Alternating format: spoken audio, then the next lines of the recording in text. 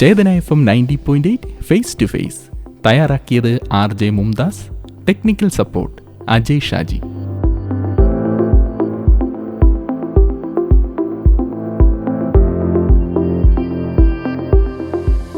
എല്ലാ പ്രിയപ്പെട്ട ശ്രോതാക്കൾക്കും ചേതന FM 90.8 ഫേസ് ടു ഫേസിൻ്റെ മനോഹരമായൊരു എപ്പിസോഡിലേക്ക് സ്വാഗതം.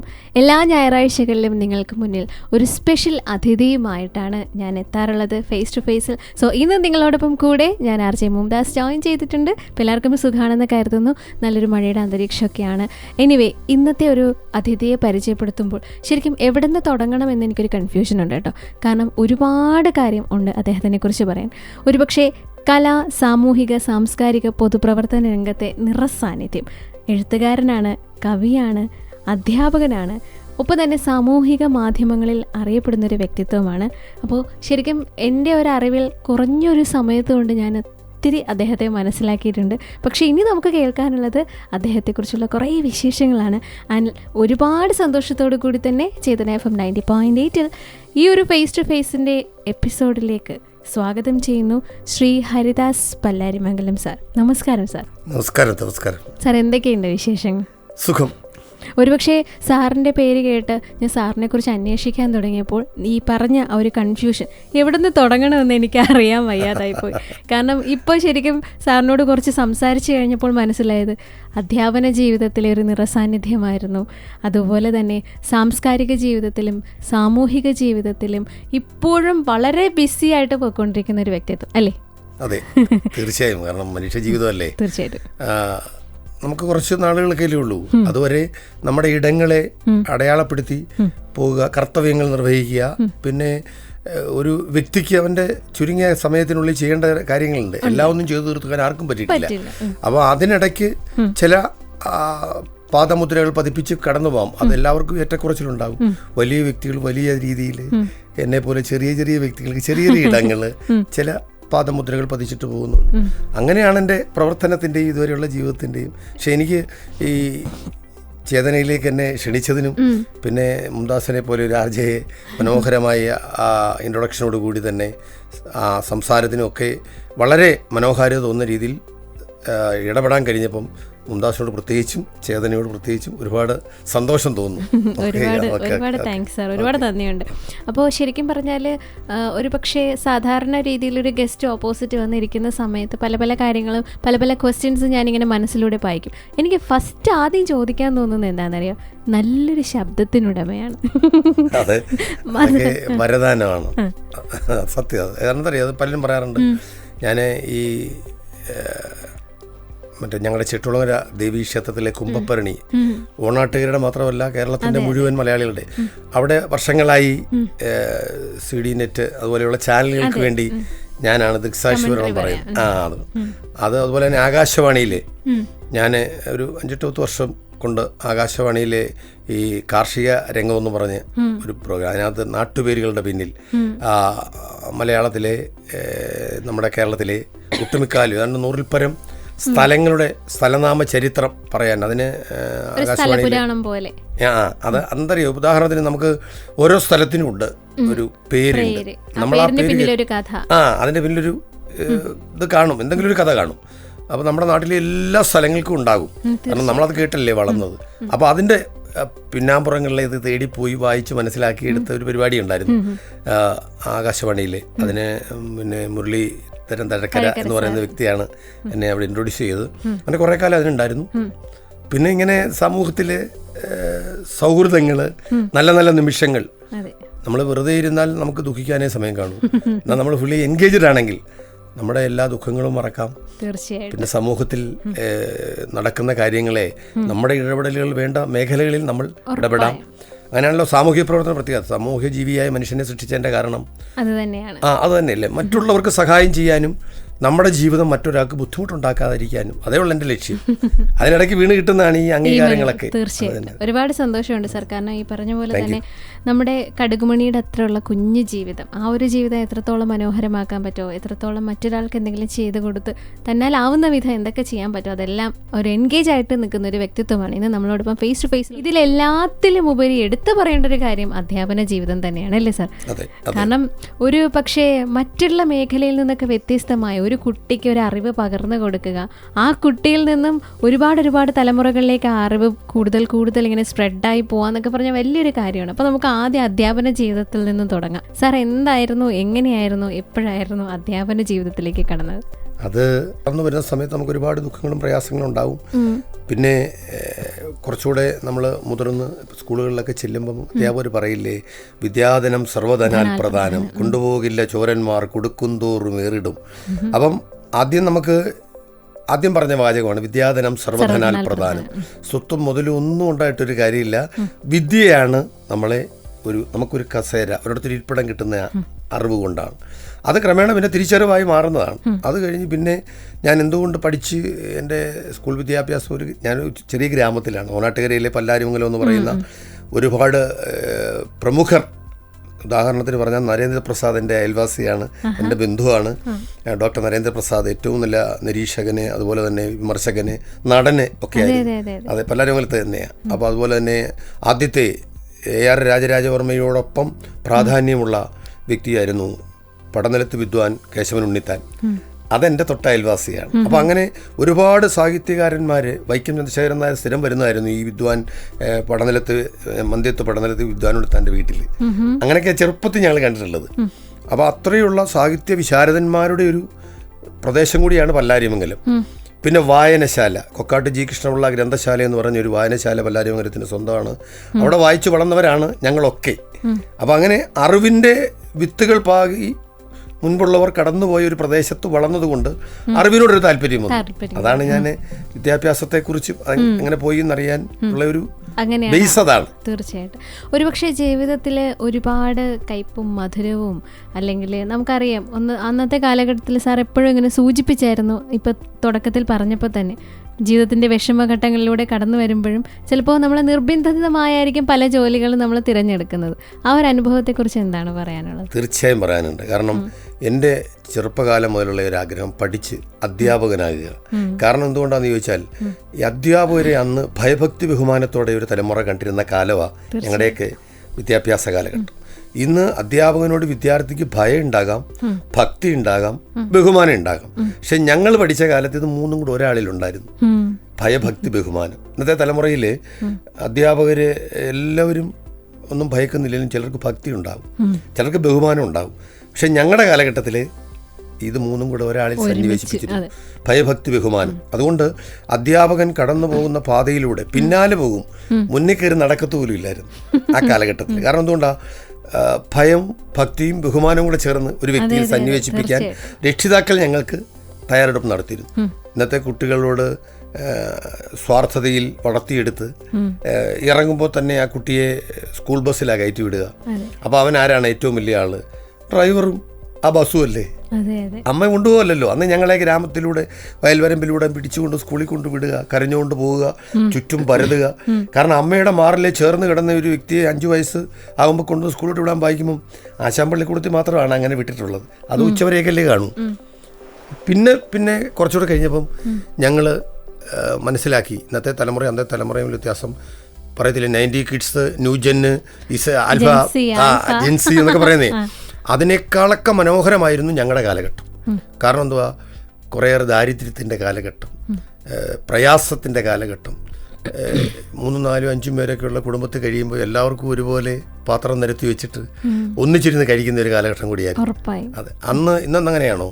തീന്മേശയ്ക്ക് ചുറ്റും ഇരുന്നുകൊണ്ട് അമ്മയും അച്ഛനും മക്കളും ഒന്നിച്ചിരുന്നാൽ പോലും പരസ്പരം മുഖത്ത് നോക്കാതെ മൊബൈലിലൂടെ, ആ കാലമൊന്നും ആയിരുന്നില്ല. അപ്പം ഈ ന്യൂജൻസ് അല്ലെ ഈ പറയുന്ന ഇസഡ്, ആൽഫ എന്നൊക്കെ പറയുന്ന കക്ഷികൾക്ക് അങ്ങനെയോടുണ്ട്. അത് കാലഘട്ടത്തിൻ്റെ മാറ്റം. അതിനെക്കുറിച്ച് നമ്മൾ വ്യാപനപ്പെട്ട കാര്യമില്ല. ഞങ്ങൾ പണ്ട് കഞ്ഞി കുടിക്കാൻ വേണ്ടി പ്ലാവില കുമ്പിൾ കെട്ടി കുടിച്ചു എന്നൊന്നും പറഞ്ഞിട്ട് കാര്യമില്ല. അത് ആ കാലഘട്ടത്തിൽ സ്പൂണില്ല, സ്റ്റീലിന് ഇത്രയും സുലഭമല്ല, അതുകൊണ്ടായിരിക്കാം. അപ്പോൾ അതുകൊണ്ട് ഇന്നത്തെ തലമുറ മോശമാണെന്നല്ല പറയുക. എങ്കിലും ആ സുഖവും ആ ദുഃഖവും ഇന്നത്തെ മാറ്റവും, അതാണ് ഞങ്ങളുടെ തലമുറയുടെ ഒരു പ്രത്യേകത എന്ന് പറഞ്ഞാൽ. ഒരു 30 വർഷം കൊണ്ടാണ് വിപ്ലവാത്മക മാറ്റം കേരളത്തിൽ ഉണ്ടായത്. അത് മുഴുവൻ കാണാൻ പറ്റി. അത് വലിയ അനുഗ്രഹമല്ലേ? അനുഭവിക്കാനും പറ്റി. Yes, very good. അതൊരു നല്ല കാര്യം. കാരണം എന്താ അറിയോ, ഇപ്പോഴത്തെ തലമുറയുടെ വിവേകപൂർവം അല്ലാത്ത ജീവിതത്തിൻ്റെ അറിവുള്ളവരാണ് ഞങ്ങളെക്കാൾ അറിവുള്ളവരാണ് തലമുറ. അവരെ ചെറുതായി കാണാൻ പറ്റും. അവരെ തിരിച്ചറിവുണ്ടോ എന്നുള്ള കാര്യത്തിൽ അറിവിനേക്കാൾ നമ്മളൊന്ന് ചിന്തിക്കേണ്ടി. അതെ, വലിയ കാര്യമല്ലേ തിരിച്ചറിവ്. മനുഷ്യരും മൃഗങ്ങളും തമ്മിലുള്ള വ്യത്യാസം മനുഷ്യന് മനനം ചെയ്യാനുള്ള കഴിവുണ്ട്. അറിവ് തിരിച്ചറിവാക്കി മാറ്റി ചിന്തിക്കാനുള്ള മൃഗങ്ങൾക്കതില്ല. അതുകൊണ്ട് ആ ജനിതഘടനയിൽ അവരവരുടെ തലമുറയെ സൃഷ്ടിക്കുന്നത് ആ തലമുറയിൽ നിന്ന് തന്നെ. അമ്മയെന്നോ അച്ഛനെന്നോ വ്യത്യാസമെന്നോ തിരിച്ചറിവില്ല. പക്ഷേ മനുഷ്യൻ ഇന്ന് അറിവുള്ളവൻ തിരിച്ചറിവില്ലാതാകുന്നത് ഇപ്പോഴത്തെ കാലത്തെ ഈ പറഞ്ഞ MDMAയും ഈ ചരസും കഞ്ചാവും ഒന്നും ഞങ്ങൾക്ക് അന്നില്ലായിരുന്നു. അങ്ങനെ ഇന്നത്തെ ന്യൂജനോട് ഞങ്ങൾക്ക് പറയാനുണ്ട്. കാരണം പഴയ കാലത്ത് ഞങ്ങൾക്ക് അച്ഛനടിക്കും, അമ്മയടിക്കും, സാറടിക്കും. ഞങ്ങൾ സാറെന്നാണ് വിളിക്കുന്നത്. ഇന്നത്തെ കൂട്ട് മിസ്സേ ടീച്ചറെ അങ്ങനെയൊന്നുമല്ല, സാറാണ്. ലേഡീസ് സ്റ്റാഫും ഞങ്ങൾക്ക് സാറാണ്, എല്ലാ സാറായിരുന്നു. അമ്മിണിയമ്മ സാറ്, യശുൻകുട്ടി അമ്മ സാറ്, ഭാരതിയമ്മ സാറ്, അതുപോലെ തന്നെ Gopalakrishnan sir, Krishnakumari sir, Chandranpillai sir, Unnitha sir, ഇങ്ങനെയൊക്കെ സാറായിരുന്നല്ല. അപ്പോൾ അന്ന് മാതാപിതാക്കൾ അമ്മയും അച്ഛനും രക്ഷിതാവെന്ന ധാരണയിൽ അവരെ കഴിഞ്ഞാൽ പിന്നെ സാറാ വലുത്. അതായിരുന്നു ഞങ്ങൾ പഠിച്ചത്. മാതാപിതാ ഗുരു ദൈവം. ഇന്ന് ദൈവമുണ്ടോ? മാതാവുണ്ട്, പിതാവുണ്ട്, ഗുരുവുണ്ട്. ഇന്നത്തെ എല്ലാ തലമുറയും ഇതെല്ലാം ഉണ്ടല്ലോ. പക്ഷെ അവര് ദൈവത്തെ തേടി നടക്കുന്നേ ഉള്ളൂ, കണ്ടില്ല. തിരിഞ്ഞു നോക്കിയാൽ അവർക്കൊരു കൺഫ്യൂഷൻ ആണ്. അവിടെയാണ് ഇതിൽ ആരാണ് യഥാർത്ഥ ദൈവം എന്നറിയാൻ വേണ്ടിയുള്ള. ഞങ്ങൾ അങ്ങനെയല്ലായിരുന്നു.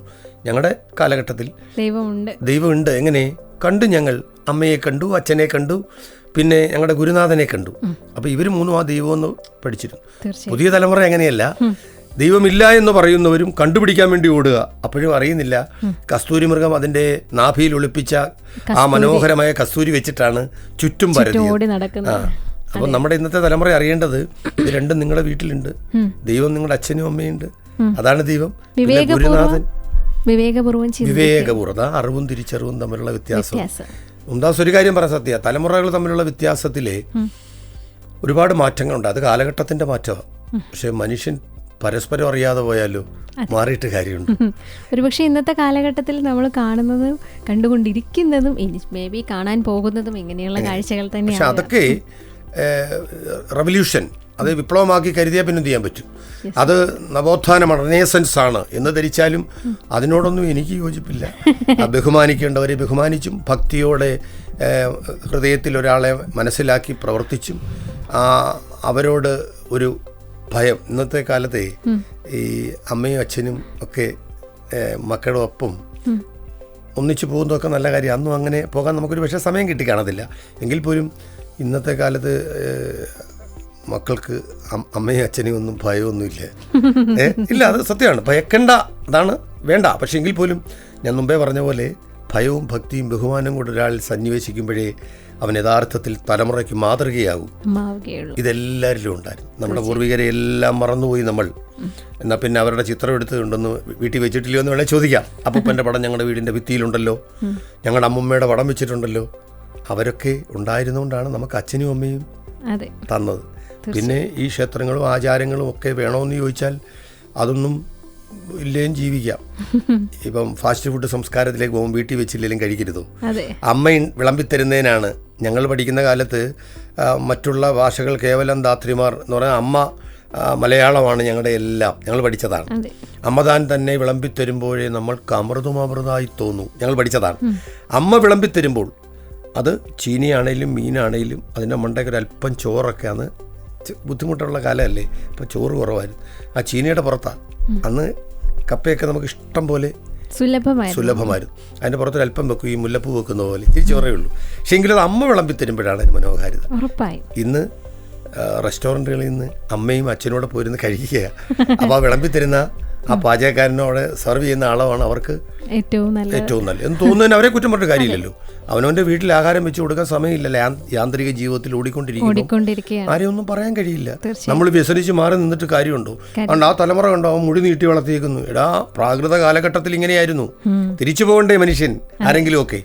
പഴയ കാലത്തെ മനുഷ്യർക്ക് മുടിവെട്ടാൻ ബാർബറൊന്നും ഇല്ലായിരുന്ന കാലം. ഇന്നത്തെ ഇഷ്ടം പോലെ ന്യൂജൻ ഈ ബ്യൂട്ടി പാർലർ ഉണ്ടായിട്ടുണ്ട്. ആരും പോയി വെട്ടാത്തേ. അങ്ങനെ ചിന്തിച്ച് നോക്കുക നമ്മൾ. അപ്പം ഞാൻ പലപ്പോഴും എനിക്ക് ആൺമക്കളാണ്. അപ്പോൾ അവരോട് ഞങ്ങൾ സൗഹൃദ സംഭാഷണ, നമ്മളെ കണ്ടു പഠിക്കട്ടെ എന്ന് പറഞ്ഞാൽ നമ്മൾ മാതൃകയായി നിൽക്കുക. നമ്മൾ ജീവിക്കാൻ വേണ്ടിയുള്ള ഓട്ടത്തിൽ ഇങ്ങനെയാണ് അച്ഛൻ്റെ പ്രയാസങ്ങൾ എന്ന് മക്കളെ പറഞ്ഞ് മനസ്സിലാക്കി നോക്കി. 10,000 ചോദിക്കുമ്പോൾ എടുത്ത് ഗൂഗിൾ പേ ചെയ്ത് കൊടുത്താൽ കൊടുക്കുന്നതുകൊണ്ട് കുഴപ്പമൊന്നുമില്ല. പക്ഷേ ഇത് എന്തിനു വേണ്ടി വിനിയോഗിച്ചു എന്നൂടെ ചോദിക്കണം. ഉറപ്പായിട്ടും. അല്ലേ, അങ്ങനല്ലേ? തീർച്ചയായിട്ടും. ഈ പറഞ്ഞ പോലെ തന്നെ എഴുത്തിലേക്ക് എത്തുമ്പോൾ സാറിന് ഏറ്റവും ഇഷ്ടപ്പെട്ട എഴുത്തുകാരൻ, അല്ലെന്നുണ്ടെങ്കിൽ സാറിന് ഒരു ഇൻസ്പയറിങ് സ്റ്റോറി പോലെ പറയാം. ഒരുപക്ഷെ ആദ്യം സൂചിപ്പിച്ചായിരുന്നു പല്ലാരിമംഗലത്തെ ആ ഒരു വായനശാലയെക്കുറിച്ച്. അതിലേക്കൊന്ന് വന്നാൽ സാറിന് എന്താണ് പറയാനുള്ളത്? അതെ, തീർച്ചയായും എന്നെ രൂപപ്പെടുത്തിയെടുത്തതിൽ വായനയ്ക്കൊരു നല്ല പങ്കുണ്ട്. കാരണം ഞങ്ങളുടെ ഗ്രാമത്തിൽ ഏതാണ്ട് എത്രയോ വർഷങ്ങൾക്ക് മുമ്പ് 19ാം നൂറ്റാണ്ടിൻ്റെ അവസാനം 20ാം നൂറ്റാണ്ടിൻ്റെ തുടക്കത്തിലുമായി ഒരു വായനശാല, അന്നത്തെ കാലത്തെ ഗാന്ധിജിയോടൊപ്പം സമരത്തിൽ പങ്കെടുത്ത ഒരു കൊക്കാട്ട് ജി കൃഷ്ണപിള്ള എന്ന് പറഞ്ഞൊരു വ്യക്തി ഉണ്ടായിരുന്നു. അദ്ദേഹത്തിൻ്റെ മകൻ ഒരു കുമാരപിള്ള ഉണ്ടായിരുന്നു.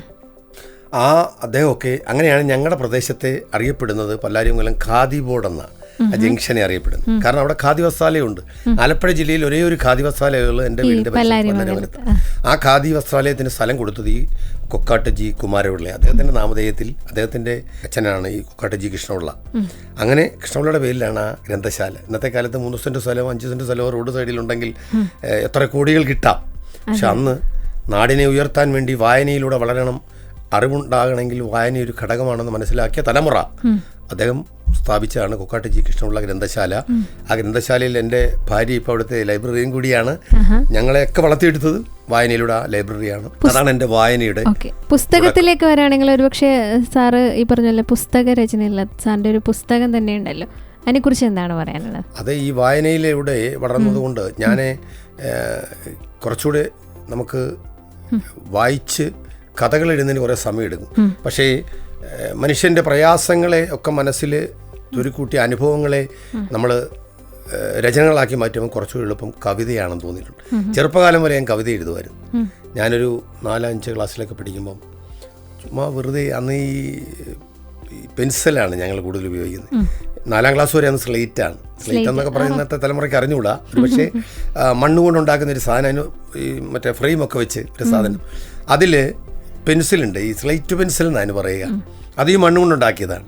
അതുകൊണ്ട് വാങ്ങിക്കാൻ കിട്ടും. അന്ന് 10 പൈസ കൊടുത്താൽ ഒരു 20 സ്ലേറ്റ് പെൻസിൽ പെട്ടിക്കകത്ത്. അന്ന് സ്ലേറ്റ് പെൻസിൽ പെട്ടിയിലെന്ന് പറയുന്നത് ഗ്ലാസ്സിലെ കടയിൽ ഇങ്ങനെ, ഒരു കടയിലെ ഗ്ലാസ്സിൽ ഇങ്ങനെ ഇട്ട് വെച്ചേക്കും. അത് കാണാൻ തന്നെ എന്തൊരു ചന്താണ് അത്. കുറെ കാലം മുമ്പ് വരെ എൻ്റെ കയ്യിലുണ്ടായിരുന്നു. അതിനൊരു പ്രത്യേക ഒരു നല്ലൊരു ഒരു നല്ല സ്മെല്ല് കാണും.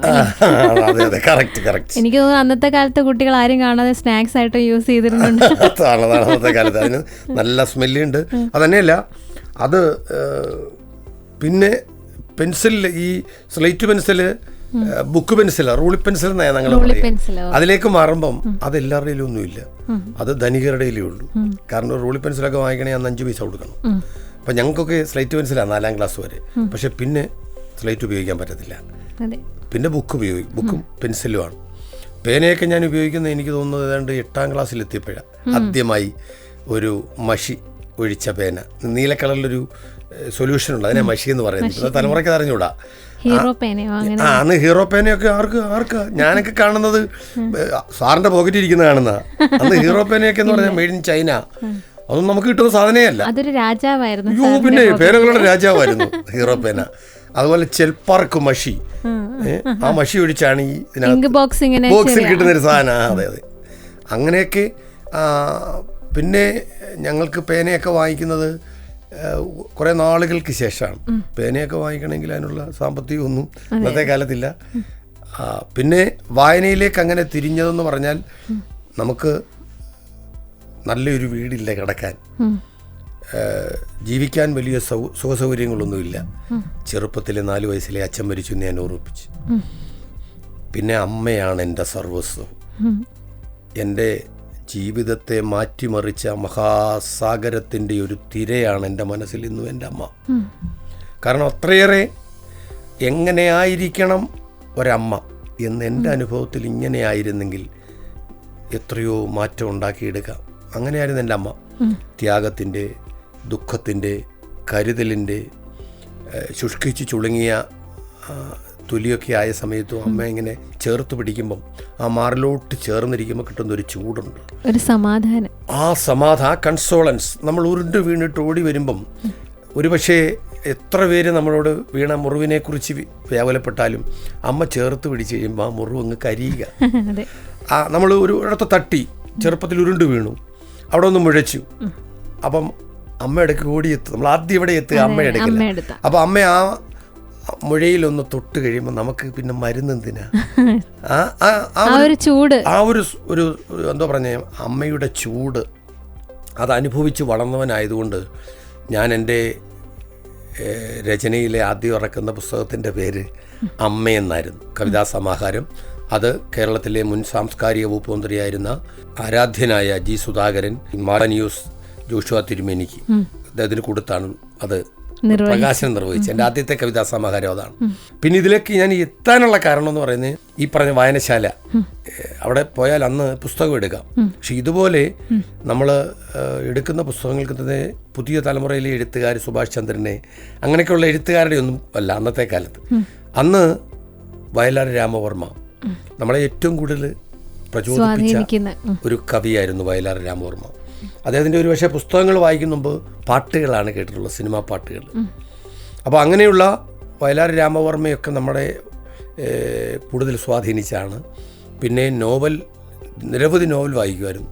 അത് ഒരു ഗ്രന്ഥശാല ഉണ്ടായിരുന്നു ഞങ്ങളുടെ ഗ്രാമത്തിലെ മറ്റൊരു സ്ഥലമാണ് ഉമ്പർനാട്. അവിടെ പോയി എടുത്തുകൊണ്ട് വരുന്ന കുറേ നോവലുകൾ, അതിനകത്ത് ഈ MT വാസുദേവൻ നായരുടെ പുസ്തകങ്ങൾ, അത് ഞാൻ പണ്ട് വായിച്ചിട്ടുള്ളത് ഇപ്പോൾ ഓർക്കുന്ന ഈ രണ്ടാമൂഴം, അതൊക്കെ ഒത്തിരി പഴകിയതാണ്. രണ്ടാമൂഴം MT വാസുദേവൻ നായരുടെ, പിന്നെ MK മേനോൻ എന്ന് പറയുന്നത് അതിൻ്റെ തൂലികാനാമം വിലാസിനി എന്നായിരുന്നു. അതിന് ഇണങ്ങാത്ത കണ്ണികൾ, പിന്നെ അവകാശികൾ, അതൊക്കെ ഏറ്റവും വലിയ പുസ്തകങ്ങളിൽ ഒന്നായിരുന്നു അന്ന്. അതൊക്കെ ഇരുന്ന് വായിക്കും. അപ്പം പിന്നെ കോട്ടയം പുഷ്പനാഥ്, ഏറ്റുമാനൂർ ശിവകുമാറിൻ്റെ ഒക്കെ ഹൊറർ നോവലുകളുണ്ടെന്ന്.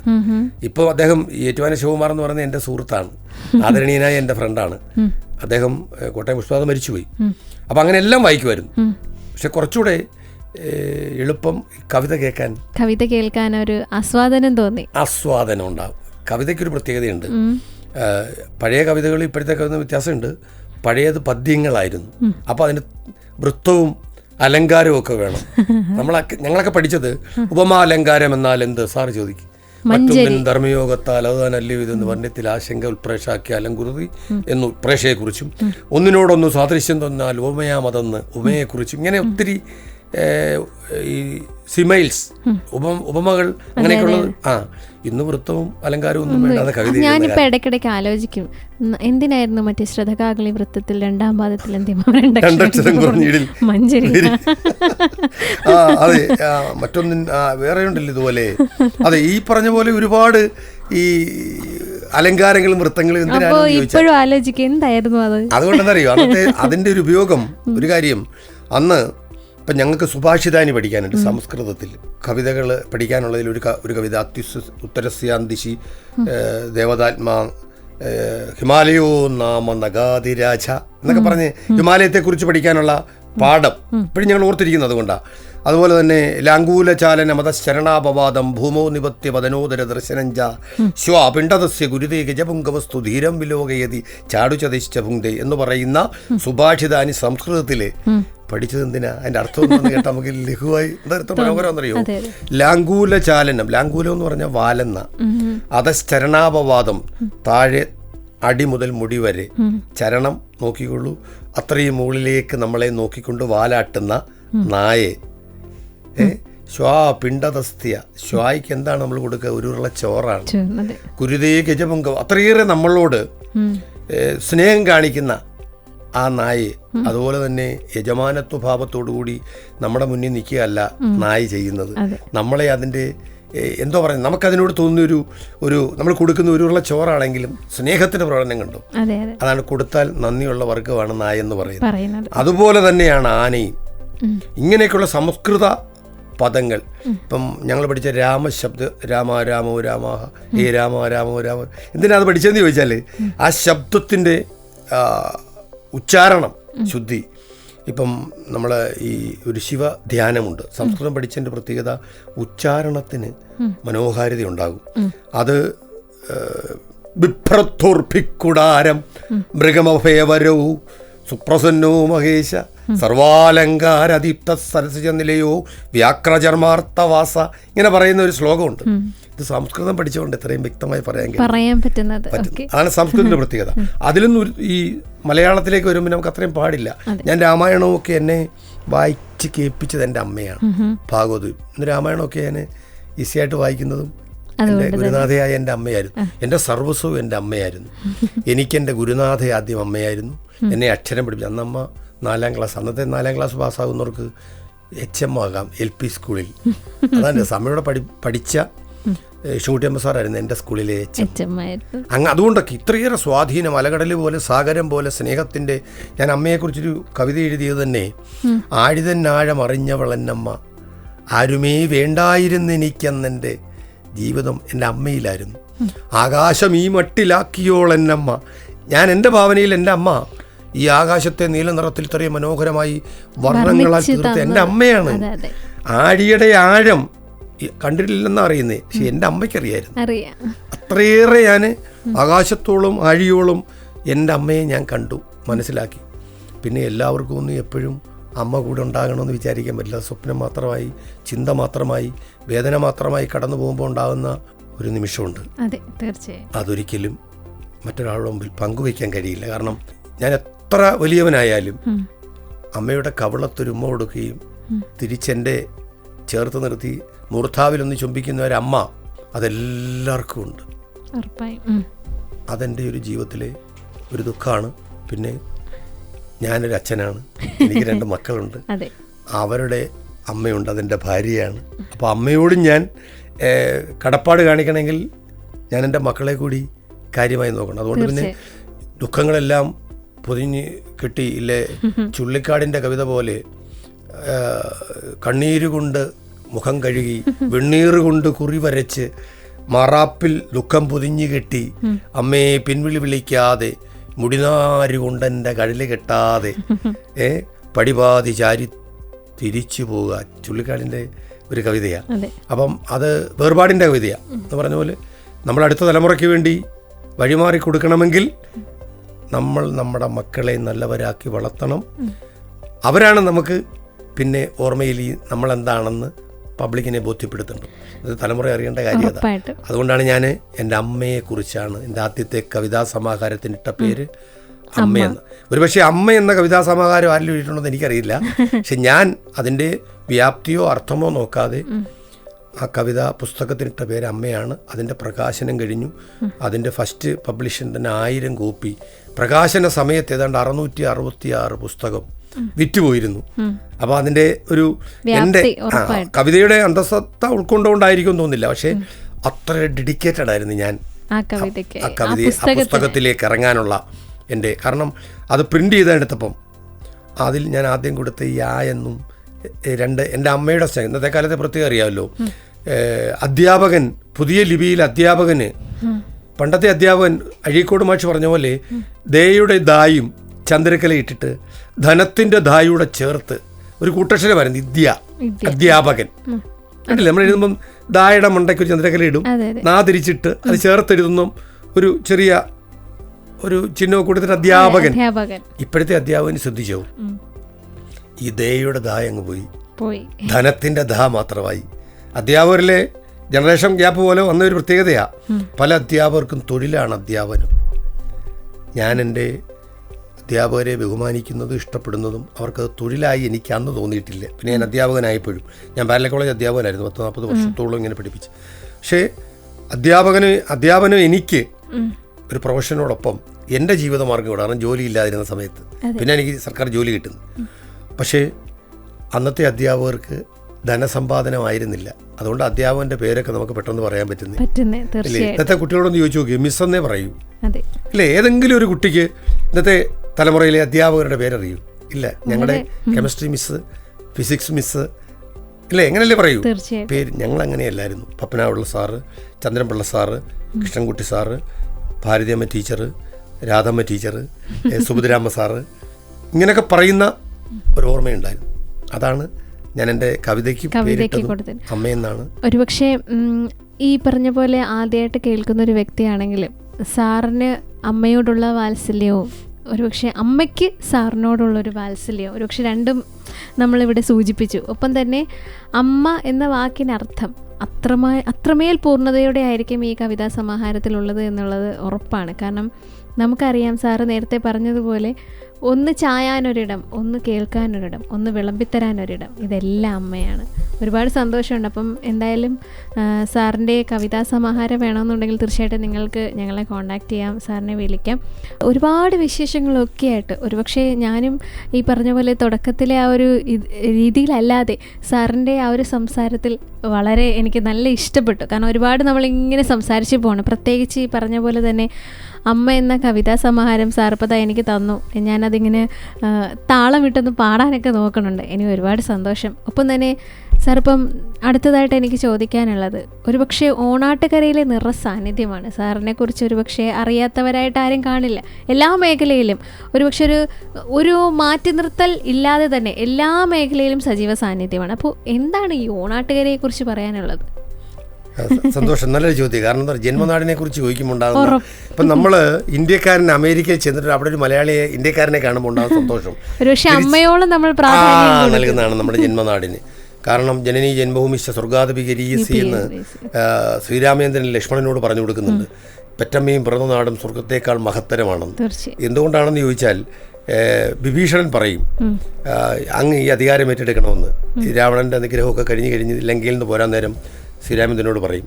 അപ്പം ലക്ഷ്മണന് മനസ്സിൽ തോന്നും, എന്നാൽ പിന്നെ അത് ഏറ്റെടുത്താൽ എന്തായിരുന്നു കാര്യം, അതുകൊണ്ട് നമ്മുടെ രാജ്യമാകുമല്ലോ ലങ്ക എന്ന് വിചാരിക്കുമ്പം ശ്രീരാമൻ ലക്ഷ്മണനോട് പറയുന്ന ഒരു കൊട്ടേഷൻ ഉണ്ട്. ആരോട്? വിഭീഷണന്റെ സാന്നിധ്യത്തിൽ. ജനനീ ജന്മഭൂമിശ്ച സ്വർഗാദപി ഗരീയസി. ജനനീ അമ്മ, ജന്മഭൂമിയും ജന്മഭൂമിയും സ്വർഗാദപി ഗരീയസി, സ്വർഗത്തേക്കാൾ മഹത്തരമാണ്. ആ ഗരിമയുള്ളതാണ് ജന്മനാടെന്ന്. അതുകൊണ്ടാണ് മലയാളികൾക്ക് എപ്പോഴും ഓർത്തോണം, മറ്റ് പാശ്ചാത്യ രാജ്യങ്ങൾക്കില്ലാത്തൊരു പ്രത്യേകതയുണ്ട്. മലയാളിക്ക് അവൻ്റെ മലയാളത്തോടും അവൻ്റെ നാടിനോടും ഒരു ഗൃഹാതുരത്വം എന്നുമുണ്ട്. അപ്പം ഓണാട്ടുകര എന്ന് പറഞ്ഞാൽ ഓടനാടിൻ്റെ ഭാഗമാണ്, അറിയാമല്ലോ. കായംകുളവും കരുനാഗപ്പള്ളിയും തിരുവല്ല വരെയും പടിഞ്ഞാട്ട് തൃക്കുന്നപ്പഴിയും കിഴക്കോട്ട് പത്തനംതിട്ടയ്ക്ക് പടിഞ്ഞാറ് ഭാഗം വരെയും പന്തളത്തിനപ്പുറം കൈപ്പോട്ട് വരെയൊക്കെ ഒഴുകുന്ന ഉള്ള ഒരു പ്രദേശമായിരുന്നു ഈ ഓടനാട്. ആ ഓണാട്ടുകര, ആ ഓടനാടിൻ്റെ ഒരു ഭാഗമാണ് ഓണാട്ടുകര. ആ ഓണാട്ടുകര എന്ന് പേര് വരാൻ തന്നെ കാരണം ഓണമുട്ടുകരയായിരുന്നു.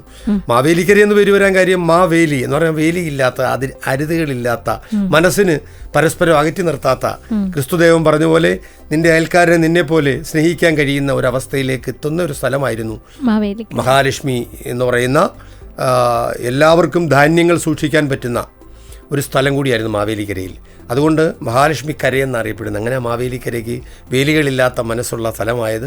അവിടെ ഓണമൂട്ടാൻ വേണ്ടി നെല്ല് വിളഞ്ഞു നിൽക്കുന്ന, ഒന്ന് ഓർത്തു നോക്കണം, ഒരു കാലഘട്ടം മുഴുവൻ ചിങ്ങമാസം വരെയും എല്ലാവർക്കും ഓണത്തിനുണ്ണാനുള്ളത് ഉൽപ്പാദിപ്പിക്കുന്ന പ്രദേശമായിരുന്നു ഓണമൂട്ടുകരയെന്ന്.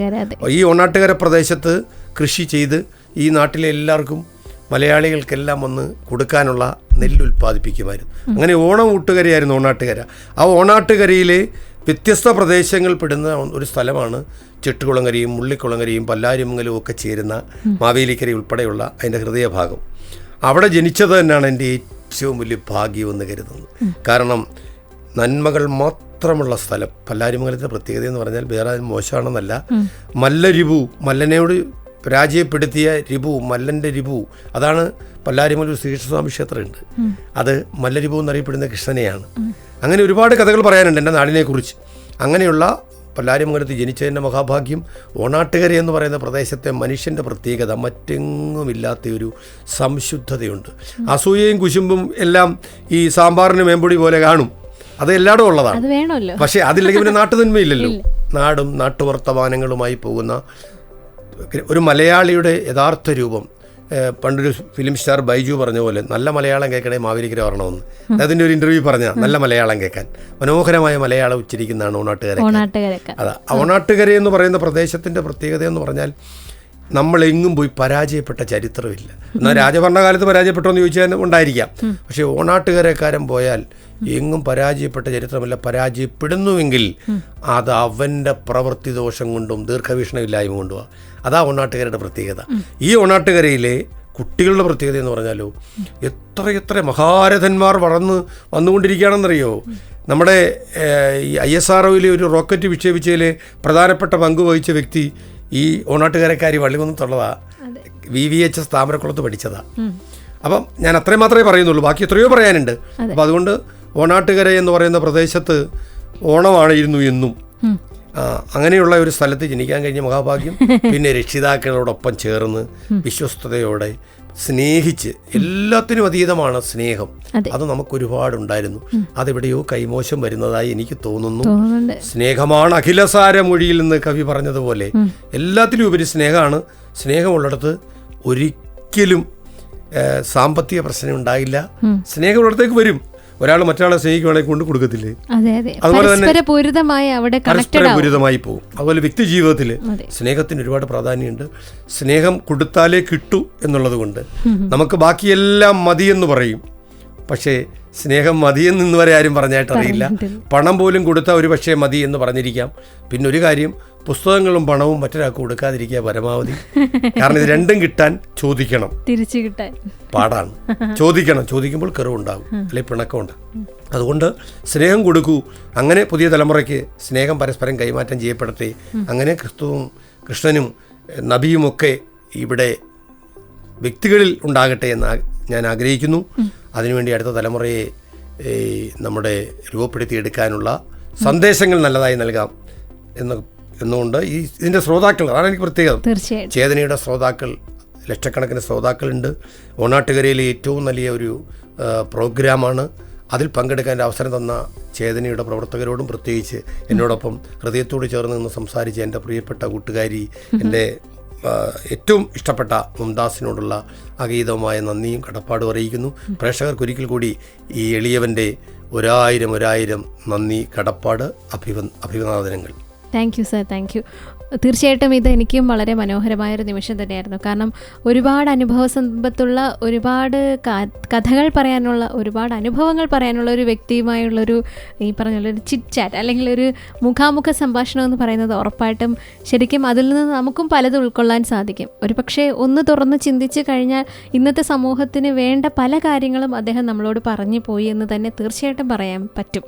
അതുപോലെ തന്നെ എനിക്കും കുറേ കാര്യങ്ങളിലൂടെ യാത്ര ചെയ്യാൻ പറ്റി. ഒരു അമ്മയോടുള്ള ഒരു മകൻ്റെ സ്നേഹം ഇന്നത്തെ കാലത്ത് നഷ്ടപ്പെട്ടു കൊണ്ടുപോയിക്കൊണ്ടിരിക്കുന്ന ഒരു കാര്യമാണ്. ഈ പറഞ്ഞ പോലെ സ്നേഹം വളരെ കുഞ്ഞൊരു വേർഡാണ് സ്നേഹം എന്ന് പറയുന്നത്. പക്ഷേ അത് ഈ പറഞ്ഞ പോലെ ഒന്ന് സ്പ്രെഡ് ചെയ്താൽ, അല്ലെങ്കിൽ ഒന്ന് പകുത്ത് കൊടുത്താൽ, അല്ലെങ്കിൽ ഒന്ന് പകർന്നു കൊടുത്താൽ ഒരുപാട് മാറ്റങ്ങൾ ഈ ഭൂമിയിൽ കൊണ്ടുവരാൻ സാധിക്കുന്ന ഒരു വാക്കാണ്. എനിവേ, എല്ലാ പ്രിയപ്പെട്ട ശ്രോതാക്കൾക്കും ഒരിക്കൽ കൂടി നല്ലൊരു ദിവസമായിരിക്കട്ടെ എന്ന് ആശംസിക്കുന്നു. ഒപ്പം തന്നെ ഇന്നത്തെ ഫേസ് ടു ഫേസിൽ നമ്മളോടൊപ്പം കൂടെ ഉണ്ടായിരുന്നത് കലാ, സാമൂഹിക, സാംസ്കാരിക, പൊതുപ്രവർത്തന രംഗത്തെ നിറസാന്നിധ്യവും എഴുത്തുകാരനും കവിയും അധ്യാപകനും സാമൂഹ്യ മാധ്യമങ്ങളിലും അറിയപ്പെടുന്ന ഓണാട്ടുകരയുടെ പ്രിയങ്കരനായ ശ്രീ ഹരിദാസ് പല്ലാരിമംഗലം സാറായിരുന്നു. അപ്പോൾ സാറിന് ഒരിക്കൽ കൂടി നന്ദി അറിയിച്ചുകൊണ്ട് തന്നെ ഒരുപാട് കാര്യങ്ങൾ ഇനിയും സമൂഹത്തിന് വേണ്ടി ചെയ്യാൻ കഴിയട്ടെ എന്ന് ആശംസിച്ചുകൊണ്ട് തന്നെ ഇന്നത്തെ ഫേസ് ടു ഫേസിൻ്റെ മനോഹരമായൊരു എപ്പിസോഡ് തൽക്കാലം ഇവിടെ വൈൻഡപ്പ് ചെയ്യുമ്പോൾ അടുത്ത ആഴ്ച മറ്റൊരു അതിഥിയുമായി നിങ്ങളോടൊപ്പം ഞാൻ വീണ്ടും ജോയിൻ ചെയ്യുന്നതായിരിക്കും. അതുവരെയ്ക്ക് കാതോർത്തുകൊണ്ടേയിരിക്കും ചേതന FM 90.8. പറയൂ, കേൾക്കാം, കേട്ടുകൊണ്ടിരിക്കാം.